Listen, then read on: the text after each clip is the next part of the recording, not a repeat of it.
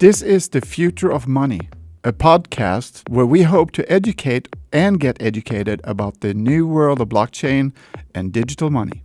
And my name is Eric Den Boer, and I will be your host.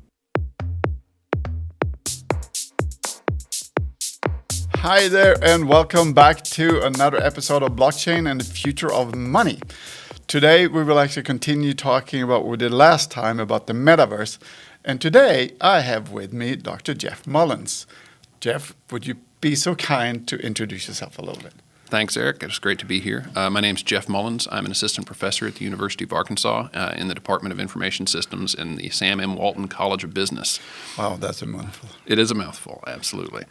I've been in the department since about 2007, teaching a lot of courses, mostly graduate courses in information systems. More recently, my attention has turned to research. As an assistant professor, I'm expected to kind of push the cutting edge of knowledge in the field. Some of my areas of research interest include, of course, the metaverse, a very kind of new and emergent area. In addition to that, I look at kind of the convergence of work and play more broadly. So gamification, serious games, how can we bring elements of fun to the workplace, elements of productivity to leisure through technology. I also look at decision-making and emotions as they relate to information systems. That's the part I'm really interested in. Yes. And I've actually got an article that's coming out in the current issue of MIS Quarterly today about cognitive overload and decision-making in teams with information systems. But that's a little less relevant to the metaverse. I'll talk about some of my other research that's more relevant as we get into the podcast a little bit more. And also, you guys have written a white paper.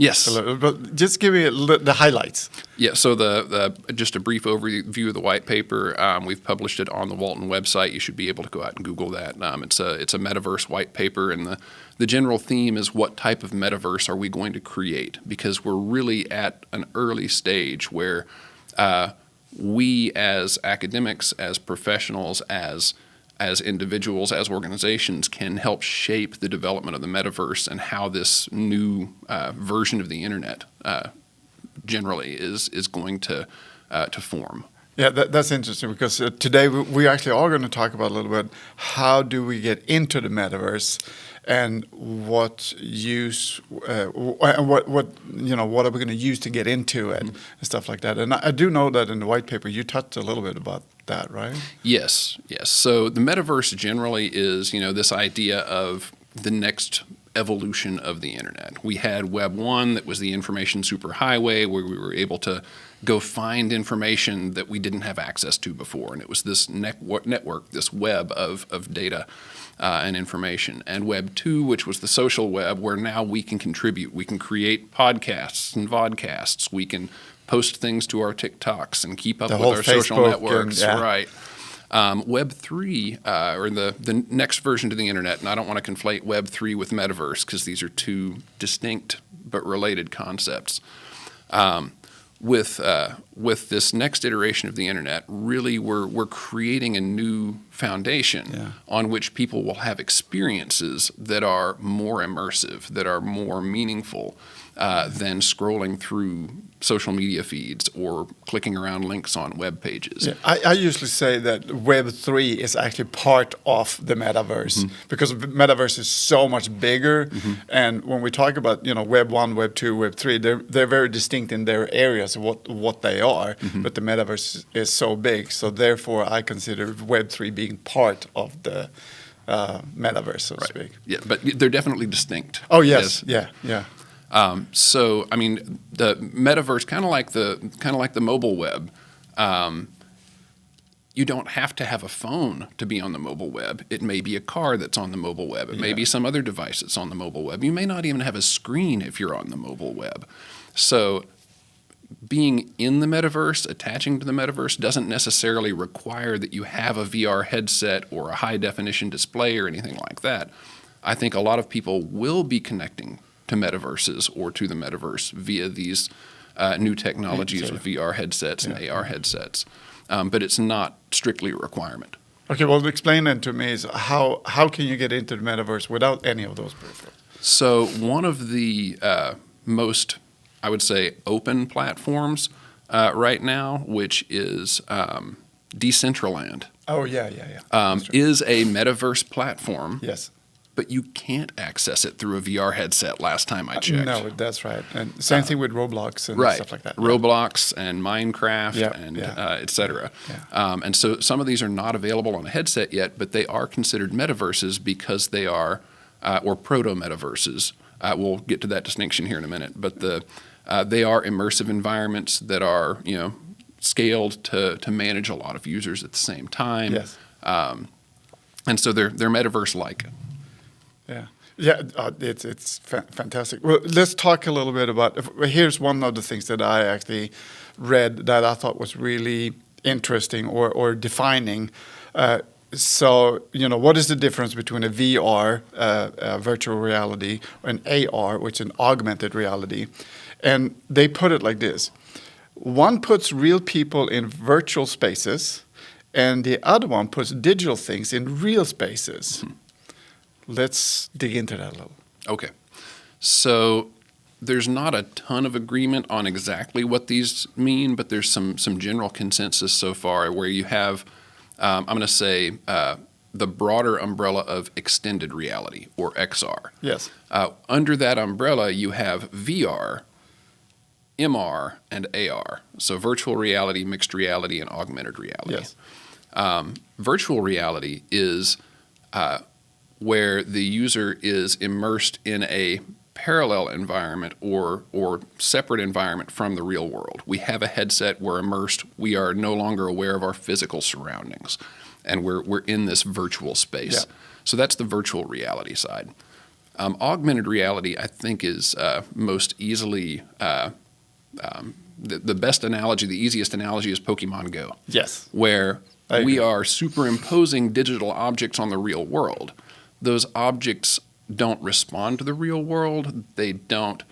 You can't pick them up and grab them necessarily with gestures or things like that. But you can see them on top of the real world. I'm just going to real quickly explain that for you out there that don't know this. But imagine that you in Pokemon Go, if you never played it, it's basically you're playing this game and on your phone and you have a street view, right? You use your cameras and on the street view, but in the camera, the phone that you're looking, you will actually see like a Pokemon or something walking around there, right? Which is not there on the street, real street, but it's on there on the phone, and that is the augmented reality. Right. But I just wanted to explain that because I know there's probably going to be someone out there that's going, I don't even know what Pokemon Go is. Right. Yeah. Despite having hundreds of millions of downloads and lots of people people still play this. It's been a very successful mobile game. But yeah, not everybody's a mobile gamer. But, and it's fantastic. I'm just going to put that in. I have a really close friend of mine. He actually started, playing this with his son, and the son has a little bit of some autistic problems and stuff like that. And they had a problem connecting, but through this game, they are completely immersed in it. So it's fantastic. But anyway, go on. Right. Sorry, that's Absolutely. a side note. And that's as a side note, that's also the sort of some of the research interests that I have are how can games bring people together, and help bridge these gaps that are very difficult to bridge. So mixed reality is as opposed to virtual reality where you're immersed in this alternate space, and augmented reality where you are interacting with digital objects or you see digital readouts over pieces of the real world or things that are superimposed on the real world. Mixed reality, you actually are able to manipulate the digital objects. Yes. So what I wrote about it is because I made a summary. It's like it removes the boundaries between real and virtual interactions, and it's an overlay of synthetic contents that is anchored to and interact with objects in the real world in real time. Right. And so that was like getting it down a little. Right. But you're absolutely right. Right. And to give a not too futuristic example of that, I think in a previous episode of the podcast, y'all were talking about people, playing games and going to the pub afterwards. Yeah. Imagine if you got done with your World of Warcraft group and you decided to go to the real world pub, but we had mixed reality enabled in that pub, so that when you pick up your glass, it's a goblet. Yes. That can I didn't think about that, but you're absolutely right. So you can actually go from the VR world that you've been playing with your friends, go to the bar, and then actually through your phone or whatever that's fantastic. Yeah, through your glasses, yes. you actually see that something that's that's still awesome. related to the game. Yes. I didn't think about that. That's a good example. Yes. All right, go on. So, well, that's that pretty much summarizes, I think, the differences between VR, AR, MR in this extended reality space. Okay, yeah, when we talk about all of these things, there's 4 senses we're talking about, right? We're talking about the touch, vision, hearing, and then smell. That was one thing that was like, okay, how are we going to get that into the metaverse or that reality world? So there are some devices in early development that will use chemicals to simulate smell and taste. They are very much in the lab right now. So I don't anticipate, and this is again not my area of expertise in terms of the hardware, but I would not expect anything that was consumer grade ready for prime time for a little while there. Yeah. So I'm going to really go out on a limb here. So I was watching this program about cyborgs. There are a group of people out there in the world that are actually starting to implement certain things in their bodies. And one of the guys that I was watching, he doesn't see colors. So he implemented this device that goes in and looks at the colors, and each color would have a sound that then he has this apparatus that's connected into his brain, and then or to the hearing. And every time it sees a different color, then it gives him a certain tone, so now he knows what color to look for. And I was thinking, what about in the future if you're playing a game and they implement something that actually connects into your vortex and tells you what kind of smells there are? Okay, I know that is very far-fetched, but I can see the combination between those two things. Yeah, I would say so that is absolutely something that could happen down the road. I mean, decades away. Yeah, obviously. But I would say that technology is under active development with the goal of helping people who don't have these capabilities. You mentioned color blindness. Yes. This is and that's maybe a less severe use case, but the ability to sense and control things using direct mental instruction. Yeah. We're very early in very early stages of developing that, and really it's starting with the people who are not able to vocalize, starting with the people who are not able to move, as normal people do. And so they're able to develop some of this technology to help people become more than they are, that they're to overcome their limitations. Once they start to perfect that, maybe some of the technology makes it into the mainstream. Yeah. We're developing it for very specific use cases, but it evolves. It becomes safer. It becomes more reliable. It becomes more commonplace to see, and people start questioning. Well, if we can use this to help somebody, become normal, can we? Yeah. Can we? And use it's very common. Yeah, to become super normal. Yeah, I remember in the early days, I found this program called Dragon Dictate, where I can sit and read something, and it will actually through the microphone, and then we'll just type it in on my computer. And I started looking into so where did it start? And it actually was for people that couldn't really speak, had speech impairments. And what they would do was that if you had someone that couldn't say, let's say man, he said, right? But the computer program would hear him say this and then translate it into man. And then he would just speak and the computer would learn. And from Dragon Dictate is where we have everything from music picked that up pretty quickly. And then so you can record music, obviously, and all that kind of stuff. And then also we have that on our phones today, right? Basically, right? So and it started, and we're just in the beginning of all these other things, but I can see us going towards there. Right. So, man, that's super interesting, yeah. All right, let's talk about different kind of VR glasses. I know you tried the Oculus, right? Right. So I've got the Quest 2, which is a neat headset. It's kind of the standard consumer device right now for connecting to proto metaverses. You know, your VR poker tournaments and your Meta Horizon workrooms and. But poker tournaments? Absolutely. Really? Oh, yeah. Have you tried it? I have. And? I have. So it feels like I'm sitting at a table playing poker. I mean, you're actually, you're peeking at your cards and you're folding your hand by flipping your cards across the table. And you pick up your chips and you put them in the pot. I mean, it is really an immersive experience, and people are responding to what you're doing, and you have a conversation. The conversations that emerge at these poker tables are as diverse as the people that you encounter. It's interesting and bizarre. It is interesting and bizarre, and you have another layer on top of it because these people will have. Costumes on. They'll have their digital avatars that are presented in. So you're actually sitting and playing against a banana. Right. You may be playing against a banana. You may be playing against a robot whose laser beams are trying to burn the card deck.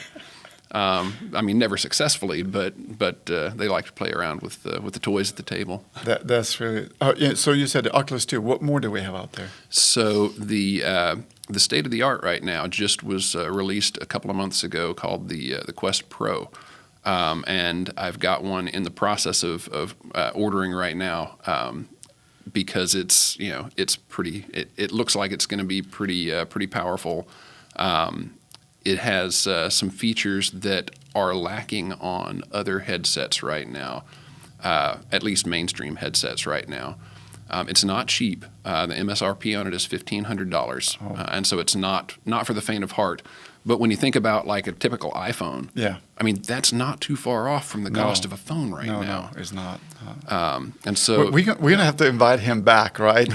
when he's been using this for a while, and we'll invite him, and he's gonna have to tell us how it works. Or maybe even, if possible, I'm gonna talk to the people here at the Fayetteville Public TV and see if we can connect one of those in. That would be a great idea. That would be pretty cool. Okay. Anyway, that was a side note. Let's continue. Haptics. So haptics. So real quick on the Quest Pro, the new hardware features that they are opening up to the development community to build apps with. The hardware has 5 inward-facing IR sensors or cameras, and also 5 external-facing cameras, so that it can detect, the external cameras will detect your body movements and be able to mimic what your body is doing in the real world. And so you've got a little bit more of this digital twin capability to be able to represent what you're doing. These inward-facing cameras are able to recognize your facial expressions to some extent. So read your facial behavior, but also your eye movement, and to track eye movement. And one of the things that brings us in from a social world standpoint is something we haven't had. It's the ability to do what you and I are doing right now, which is making eye contact. Yeah, that's correct. And eye contact and being able to read each other's facial expressions, nonverbal behavior cues, things like that. The promise of this, the upside of this, is that people can communicate in ways that are more meaningful and less disconnected. And I think, to some extent, that's the reason that a lot of the social media might have been as divisive as it has been, because we can throw a text message over the fence without context, without feeling, without understanding how it's making the other person feel. But when we're sitting here face to face, can we replicate that in a virtual environment where our eyes are able to meet and we're able to see when something that we've said has upset a person that we're with? Oh, yeah, that's very interesting. Yeah, I actually have read up a little bit about that, so I'm not totally surprised. I know there's some discussions about how ethical that is.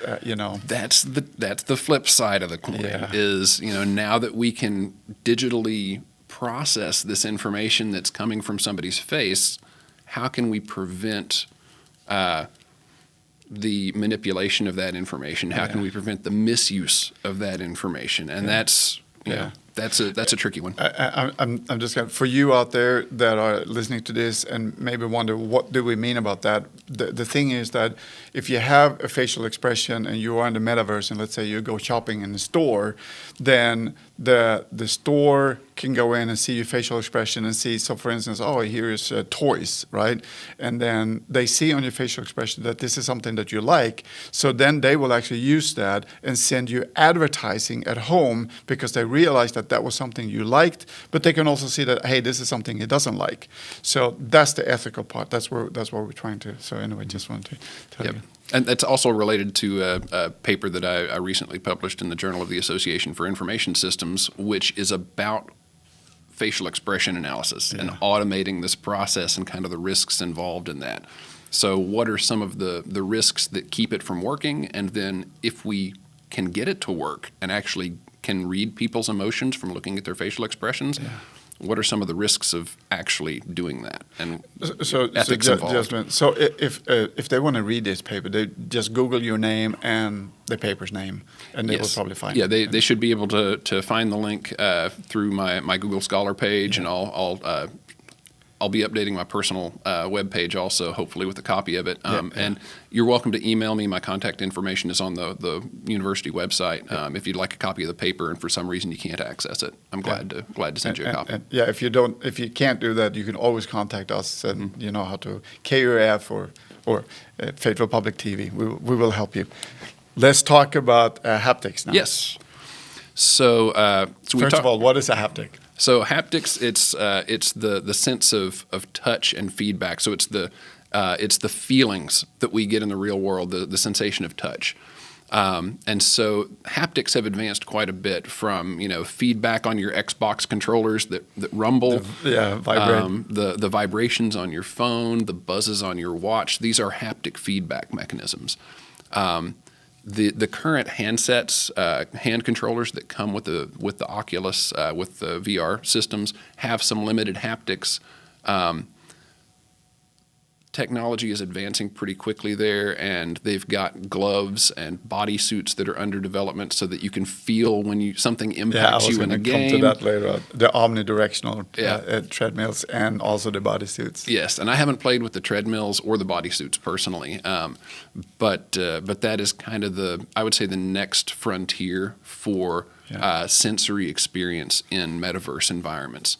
But some of the gloves they've got under development right now actually will give you the sense that you are holding something. So, if you're sweeping the floor and holding it like this, you won't be able to close your fists all the way around it because it'll feel like you're holding a broom. And so they are really giving you that sensory experience of physically holding something by triggering certain muscles within your hands. It's wild, and I would really like to try it out, but it's still in the development labs. I don't think that you can really just go out and buy it right now. No. That said, though, I do know that in some military institutions they actually are using it and developing it more because they are using it in like for instance in combat situations and stuff like that. I was mentioning the omnidirectional treadmill, and basically it is a treadmill that you stand on, but also it's connected to the middle side of your body. So if you crouch down, in your VR environment or in your gaming environment, you will actually crouch down doing that. But also remember that when you are playing a game, for instance, you're not just constantly walking straight forward. You're turning different directions. You walk in this direction, you're crouching down and all that kind of stuff. And the treadmill feels that, hey, you're turning and going this direction. So in your view, you're actually turning and going left or right or whatever, or even jumping. It has all of those features in there, and as I said, it's called an omnidirectional treadmill. And you can look it up. It's pretty interesting stuff. But going back, we were talking about the military. But the thing here is that these things it's being used in several different ones. I'm going to read up a couple. Combat training. I mean, that's I'm going to read them up, and then we're going to talk about them. So entertainment, healthcare, education, manufacturing, real estate, and logistics and military. Should we start? We can start with military since we were talking about that. So, absolutely. So We talked earlier about kind of the one of the driving factors being in like the neuro stuff being helping people who don't have normal abilities.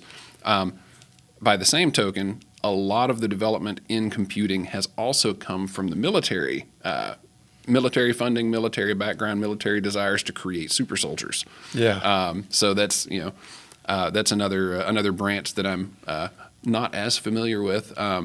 But we are computing today because of the military. The original computers were built to target artillery. Yeah. The ENIAC in 1940, 50, whatever it was. With all the light bulbs. With all the light bulbs, took up the size of a room and way less computing power than we've got on, Well, in our watches today, right? Yeah. Exactly. And it was to help shoot things more accurately. Yeah. So I definitely believe that that the military use cases for metaverse type technologies are going to drive progress as well. The U.S. Army actually has had I'm not going to say it's a proto metaverse, but they've had a VR first person shooter type game that was both for marketing and to some extent recruiting. Yeah. So they are definitely into this space. Yeah. Oh, yeah. What I do know also is that there are guys out there that are sitting with just a VR set and everything, and they're actually sitting and they're flying the drones and via cameras seeing exactly where they are, and it's really amazing. But let's go entertainment, gaming, movies, concerts, sports events. Visiting new destinations for fun, for instance. Absolutely. So gaming has driven so much of this space thus far, and I think it will continue to do so. Yes. The game engines that we use to build today's 3D games, really like Unity, are well positioned to provide a lot of the graphics, the 3D interaction in the upcoming metaverse space. Well, talking about Unity, what I can tell you is that the airport in Hong Kong is using Unity for the whole airport. They're setting up the whole airport in this world, and they're emulating, for instance, what happens if we're having a storm rolling in. How would that affect the airplanes? What happens if there is a shooting event, or let's say there's Christmas and we have more people coming in? How would that affect the whole airport and all that kind of stuff? And they're using game engines for that, and you're absolutely right. So the game world is moving into the real world, right? Definitely. So games will be at the center of a lot of the early advances, I think. And then organizations are going to start to see, well, how can we do similar things with branching out into other areas of entertainment like live concerts. Yeah. How can we give someone a meaningful experience to go see a live concert when they can't fly to New York or fly to L.A. to be one of the 50,000 people who are actually physically in attendance? Yeah. Can we provide value that someone is willing to give us money for by giving them this experience in a metaverse? One thing I want to mention, and I think we probably need to have another episode to talk about this, because in gaming, for instance, I know there are a couple of things in there that is really important. One of them is that the gaming world is actually the ones that are pushing forward more of the visual and the graphics and stuff like that. How can I walk into a place and go really, really close to something and the pixelation won't be? So you have that aspect of it. The other thing that you were talking about was, they're having concerts in gaming worlds and all that kind of stuff. Or in the gaming world, they used to say, well, okay, we can only have X amount of people in this space, in this world, playing at the same time. If you're going to have a concert, which we're having now, and I think Roblox had 1 million people or something like that to a concert. How can we make that happen? So there's a lot of things, and we probably should have an episode talking more about speed of internet, video graphics, and all that kind of stuff. So let's not go into that. Let's just continue where we are today. But let's go into healthcare. Okay. So there is some work in healthcare with like remote surgery and virtual support for surgeries. again, not my primary area of expertise, but definitely there is development going on in the metaverse space so that remote healthcare becomes of higher quality because you're able to actually see patients remotely. You're able to have digital twins as the technology advances. You may be able to really kind of diagnose in real time and do things with someone's digital twin that you can't do with their physical body to say, this is, you've got a broken bone, but now let's open up your arm and zoom in to see exactly how this break has manifested. I was thinking also about when they go in and train on something. They can sit with a VR headset and in this world, and they can go in and see a heart, and they're not actually in a patient, right? And to just real quickly, because this is too interesting, we're running out of time.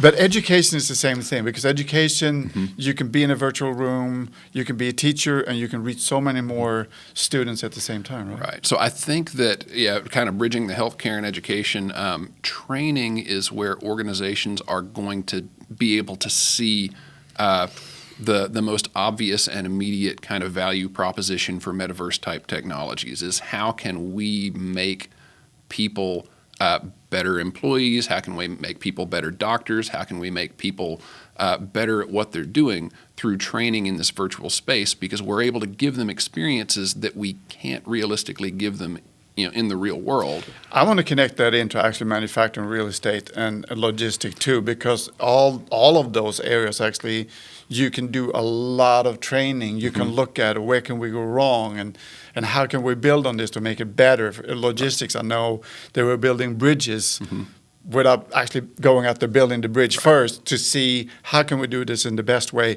Would this be the best spot to actually build the bridge, or would it be better to do it a little bit over here, or with all the information that you gather, right? And manufacturing safety is another one. How do we do safety training? How can we actually simulate these accidents so that people can respond in ways that they've seen these situations before without actually putting them in these situations?